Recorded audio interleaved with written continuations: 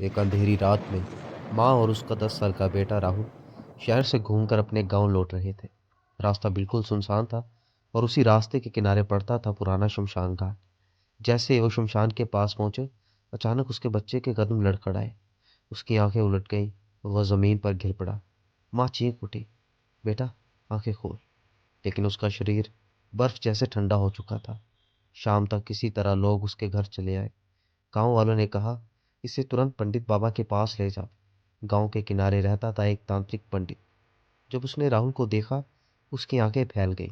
वो धीरे से बोला, रास्ते में जो शमशान पड़ा था, वहां एक चुड़ैल ने इसका दिल निकाल लिया है और वो इसे खाने वाली है। माँ के पैरों तले जमीन खिसक गई। उसी रात पंडित ने हवन शुरू किया। मंत्रों की आवाज पूरे आंगन में गूंजने लगी। अचानक हवा तेज हो गई। दीपक बुझने लगे और दरवाजे पर एक परछाई दिखाई दी। सफेद साड़ी, लंबे बिखरे बाल, आंखें खून जैसी लाल। वो चुड़ैल थी। उसके हाथ में राहुल का धड़कता हुआ दिल था और वो उसे खाने ही वाली थी। तभी पंडित ने जोर से मंत्र पढ़ा, ओम कालीम कालिकाय नमः। अचानक आग की लपटें उठी और चुड़ैल चीख उठी। उसका हाथ रुक गया। पंडित ने अपने मंत्रों से उसे वश में कर लिया, लेकिन जाने से पहले चुड़ैल ने डरावनी हंसी हंसकर कहा, तूने मेरा खाना छीना पंडित, अब मैं तेरा पूरा खानदान छीन लूंगी। एक एक करके सबको ले जाऊंगी। और वो कहीं धुएं में गायब हो गई। अगली सुबह राहुल की सांसें वापस आ गई। उसका दिल फिर से उसकी छाती में धड़कने लगा। सबको लगा सब ठीक हो चुका है। लेकिन उसी रात पंडित के घर से पहली चीख आई। और फिर हर अमावस्या को उसके परिवार का एक सदस्य गायब होने लगा। आखिर में बस एक बात रह गई, शमशान की चुड़ैल कभी अपना बदला अधूरा नहीं छोड़ती। अगली सुबह राहुल की सांसें तो वापस आ गई, लेकिन उसकी आंखें पहले जैसी नहीं थी।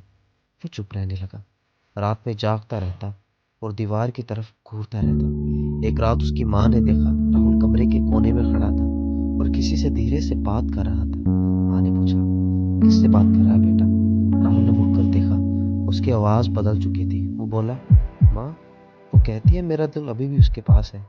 उसी पल खिड़की अपने आप खुल गई।